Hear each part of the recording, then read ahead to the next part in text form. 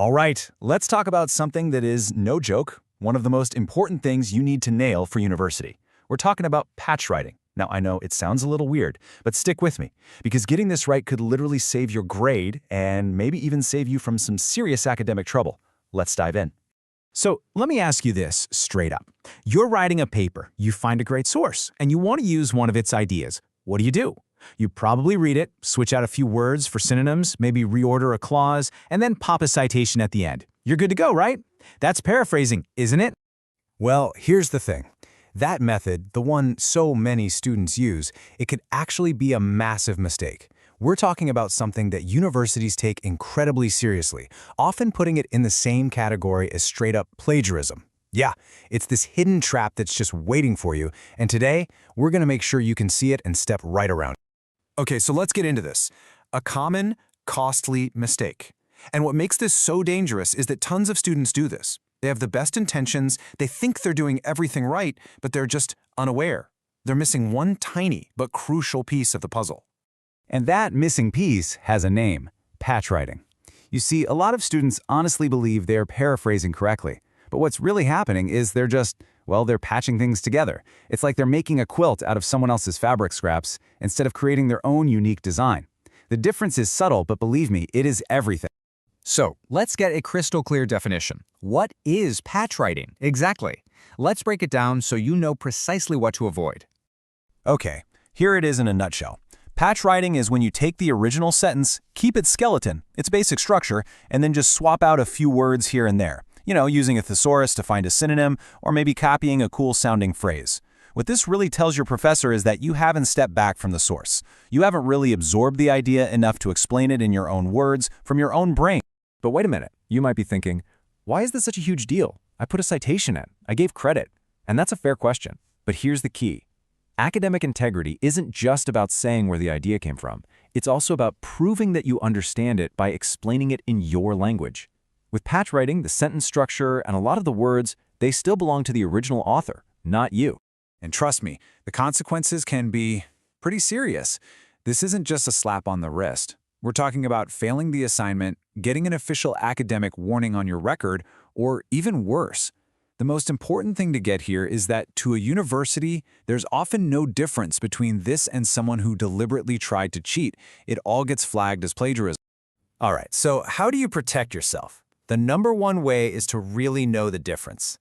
Let's put patchwriting, paraphrasing, and summarizing right next to each other and see what makes them tick. This chart really makes it obvious, doesn't it? Okay, look at the first row. Structure. Patchwriting, same as the original. Paraphrasing and summarizing? Nope, you have to create a new structure. Same deal for word choice. Patchwriting just borrows most of the original words. But for the other two, you've got to use your words. And then there's length. A good paraphrase is about the same length as the original. A summary, though, that's way shorter. You're just hitting the highlights. Okay, enough theory. Seeing this stuff in action is how it's really going to click. So let's look at some real examples and go from wrong to right. Okay, check this out. The original says, university students often experience stress due to academic pressure. Simple enough. Now look at the patchwriting example. All it does is swap experience for feel and due to for because of. See that? The sentence's DNA is exactly the same, but the correct paraphrase? Academic demands frequently cause high stress levels among students at university. It's a completely different sentence. The subject is different, the verb is different, the whole structure is new. That shows you get it. Let's do another one. Original, online learning requires strong time management skills. The patchwriting version just swaps requires for needs. That's a classic lazy thesaurus swap. But the correct version is so much better. Students must manage their time effectively in order to succeed in online courses. It shifts the focus to what the student has to do and why it matters. It shows a much deeper level of thought. Last example, this one's a bit more abstract. Critical thinking is an essential skill. The patchwritten version changes essential to very important. I mean, come on, that's not doing anything. The correct paraphrase, though, actually explains what critical thinking is in this context. Universities expect students to develop the ability to analyze ideas carefully and independently. See, it's not just swapping words, it's demonstrating that you actually understand the concept. Okay, so now that you know what not to do, how do you make sure you get it right every single time? You need a system, a repeatable action plan for academic integrity. Here it is, your 6-step plan. Now they're all important, but look at number 2. Put it away. Seriously, this is the magic trick. After you've read the source and you think you get it, close the book, minimize the window, physically put it away. Then try to write the idea down. If you can't do it without peeking, you don't actually understand it yet. Go back and read it again. This step forces you to use your brain and your words. And then obviously, step 6, always, always, always include that citation. You know, when you boil it all down, this is what it comes to. Patchwriting isn't just a writing mistake, it's a thinking mistake.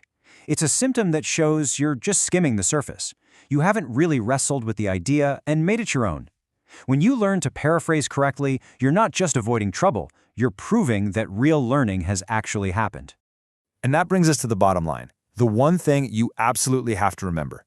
Getting this right, it's not a suggestion. It's not a nice to have. It is a fundamental, non-negotiable part of being a student. This is not optional.